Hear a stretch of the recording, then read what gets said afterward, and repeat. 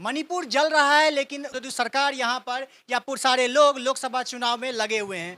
मणिपुर में एक महिला को निर्वस्त्र करके पूरे सड़क पर घुमाया जाता है पूरे भीड़ के द्वारा। उसके बाद यहाँ भारत सरकार और महिला सशक्तिकरण की बात करती है। हमारे साथ पूर्व आईपीएस अधिकारी अमिताभ कुमार दास जी, इनसे हम लोग बातचीत करते हैं। सबसे पहले स्वागत है सर आपका। जी, धन्यवाद आपका। जी। सर, ये जो मणिपुर में जो हिंसा हो रहा है या इस तरह की जो बर्बरता की जा रही है, एक महिला को निर्वस्त्र करके घुमाया जा रहा है, इसको आप कैसे देखते हैं सर? अब इसमें देखना क्या है, मतलब एक भारतवासी के रूप में मैं मतलब लज्जित हूँ और मैं समझता हूँ कि जो भी संवेदनशील भारतवासी है वो आज लज्जित है, शर्मिंदा है।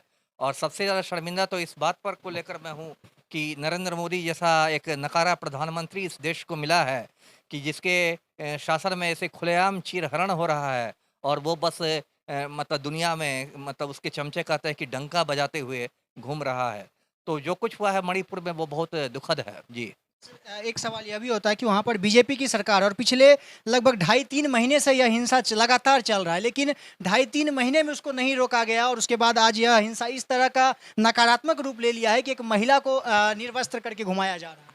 जी, बिल्कुल। पहले मैं दर्शकों को संक्षेप में मणिपुर के बारे में बताऊँ। ये एक पूर्वोत्तर भारत का राज्य है, बहुत छोटा-सा राज्य है, इसकी राजधानी इम्फाल है, लेकिन बहुत संवेदनशील राज्य है क्योंकि अंतर्राष्ट्रीय सीमा पर है, बर्मा की सीमा से लगा हुआ है जिसको म्यांमार कहते हैं।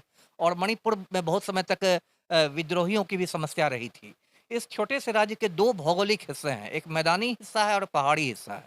मैदानी हिस्सा में मैती लोग रहते हैं जो ज़्यादातर हिंदू हैं और पहाड़ी हिस्सों में कुकी लोग रहते हैं जो ज़्यादातर ईसाई हैं।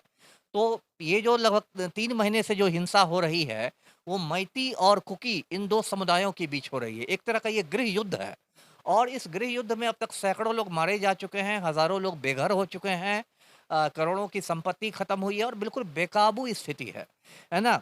अब देखिए कितने दुःख की बात है कि जो हमारे प्रधानमंत्री नरेंद्र मोदी हैं, जो लंबी-चौड़ी बातें करते, बेटी बचाओ की बातें, कभी कहेंगे अच्छे दिन आ जाएँगे, कभी कहते हैं अमृतकाल चल रहा है, कभी कहते हैं हम भारत को विश्व गुरु बना देंगे। ये 3 महीने में मोदी जी एक बार झाँकने भी नहीं गए मणिपुर। राहुल गांधी चले गए, लेकिन मोदी जी एक बार झाँकने भी नहीं गए और 3 महीने में मोदी जी अमेरिका की सैर भी कराए, फ्रांस की भी सैर कराए और मतलब इजिप्ट, मिस्र की भी सैर कर पाए। और इनके जो चमचे बैठे हुए हैं गोदी मीडिया में, वो कहते हैं मोदी जी के बारे में कि ये तो ऐसे मतलब बड़े आदमी हैं कि इनके एक फ़ोन कॉल पर यूक्रेन का युद्ध रुक जाएगा। है ना? और यूक्रेन का युद्ध क्या रुकेंगे, अपने इनके देश में आग लगी हुई है और मोदी जी को एक बार जाने की मतलब फुर्सत नहीं मिली। कितने मतलब शर्म की बात है। और जो हमारे तड़ीपार गृह मंत्री हैं अमित शाह, वो एक बार गए खाना पूरी करने के लिए, लेकिन अमित शाह का तो मेन काम है विरोधी पार्टियों की सरकारों को गिराना, विधायकों की खरीद-फरोख्त करना, ऑपरेशन लोटस चलाना और सुबह 4 बजे राजभवन में मुख्यमंत्री का शपथ ग्रहण करवा देना। तो अमित शाह तो इसी में मतलब निपुण हैं। तो इस देश में बिल्कुल अराजकता की स्थिति है, खास के मणिपुर में। और देखिए कायदे से तो मणिपुर में अब तक राष्ट्रपति शासन लग जाना चाहिए था। भारत के संविधान में देखिए धारा 356 है, 356, उसमें स्पष्ट कहा गया है कि यदि किसी राज्य में कानून का शासन खत्म हो गया हो, संविधान के अनुसार काम नहीं हो रहा हो, तो वहाँ राष्ट्रपति शासन लगना चाहिए। लेकिन वहाँ भाजपा की ही सरकार है मणिपुर में, जो बीरेन्द्र सिंह मुख्यमंत्री हैं वो बीजेपी के हैं, तो इसलिए उनको बिल्कुल फ्री हैंड दे दिया गया है। और अब ये जो वीडियो वायरल हुआ है महिलाओं के कपड़े उतारे जाने का, इसके बाद बीरेन्द्र सिंह कह रहे हैं कि ऐसी सैकड़ों घटनाएं हो चुकी है मणिपुर में। बताइए, ये चीफ मिनिस्टर की बेशर्मी देखिए कि खुद मान रहे हैं कि ऐसी सैकड़ों घटनाएं हो चुकी हैं। तो फिर आप क्यों कुर्सी से चिपके हुए हैं? आप क्यों नहीं इस्तीफा देके चले जाते? सवाल ये यहाँ हमेशा खड़ा होता है कि अब एक सोशल मीडिया पर वीडियो वायरल होता है, तो इतने लोग जागरूक होते हैं और इस पर आवाज़ उठाना शुरू करते हैं। लेकिन 3 महीने से ये लगभग चल रहा है, तो 3 महीने से लोग कहाँ थे? और जहाँ पे मुख्यमंत्री जी बयान देते हैं कि सैकड़ों ऐसी घटना हो चुकी है, तो ये सरकार के लिए भी बहुत बड़ी बात है। बहुत शर्म की बात है ना? बहुत शर्म की बात है, तो सरकार को चुल्लू भर पानी में डूब मरना चाहिए।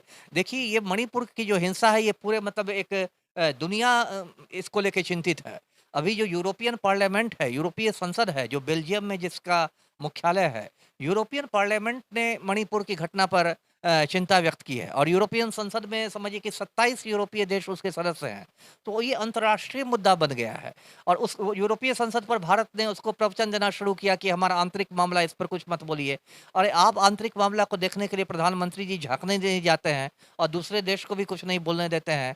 तो आज जो भी थोड़ी उम्मीद की रोशनी आज आई है, वो इसलिए क्योंकि जो सुप्रीम कोर्ट है, उसने मणिपुर की का जो वीडियो जो वायरल हुआ है, उस पर स्वतः संज्ञान ले लिया है सुओ मोटू कॉग्निजेंस ले लिया है और उसमें जो बेंच ने लिया है 3 जजों का बेंच है, उसमें चीफ जस्टिस साहब जो हैं चंद्रचूड़ साहब वो भी शामिल हैं। और सुप्रीम कोर्ट ने कहा है कि भई यदि सरकार कुछ नहीं करेगी तो हम करेंगे। और सुप्रीम कोर्ट की एक तरह से जब फटकार लगी है तब नरेंद्र मोदी का मुँह खुला है और उनका एक बयान आया है कि मुझे बहुत पीड़ा है और क्या है। और मणिपुर में जो भी घटना हुई है, जो भी हिंसा हुई है उसके लिए एक व्यक्ति यदि दोषी है तो वो नरेंद्र मोदी है। ये बड़ी-बड़ी बातें करते हैं महिलाओं की और खुलेआम महिलाओं पर हो रहे अत्याचार को बढ़ावा देते हैं। बिल्किस बानो का उदाहरण सामने है।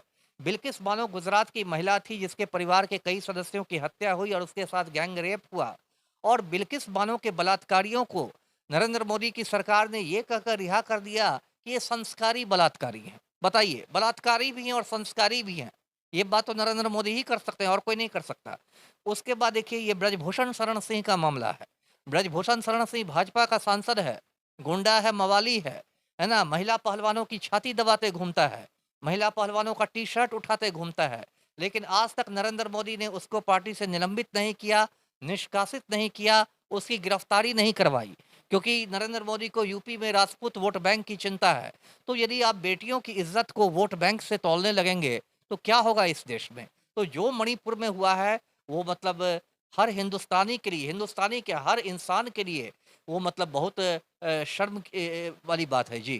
बहुत-बहुत धन्यवाद सर। देखिए, हालाँकि इस वीडियो के बाद ही लोग इस पे बातचीत करना शुरू किए हैं, लेकिन कुछ लोग इस पे अभी भी बात करने से सर डरते हैं कि उन पर एनएसए लग जाएगा या उन पर कार्रवाई हो जाएगी। जी, कितने दुर्भाग्य की बात है कि इस देश में ब्रजभूषण शरण सिंह जैसा गुंडा मवाली छुट्टा साँड़ बन के घूम रहा है और जो सच की बात कहेगा, जो न्याय माँगेगा, इंसाफ माँगेगा, उनको ये डर है कि सरकार उनको झूठे मामलों में फँसा देगी। समझिए कि ये देश किस रसातल में जा रहा है, इससे ये पता चलता है। जी।